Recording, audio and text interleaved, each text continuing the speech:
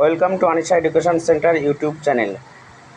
আজকের বিষয় ক্লাস 9-এর পরিমিতি অঙ্ক, কোষে দেখি 15-2। দেখো, 4 দাগের অঙ্কটা আমি আলোচনা করছি। তা আলোচনার আগেই বলছি, তোমরা অবশ্যই ভিডিওটি ভালো লাগলে শেয়ার, লাইক করবে এবং অবশ্যই চ্যানেলটি সাবস্ক্রাইব করবে। দেখো, ত্রিভুজ এবিসি সমদ্বিবাহু ত্রিভুজের সমান বাহু দুটির দৈর্ঘ্য দেওয়া আছে, ভূমি দৈর্ঘ্য দেওয়া আছে।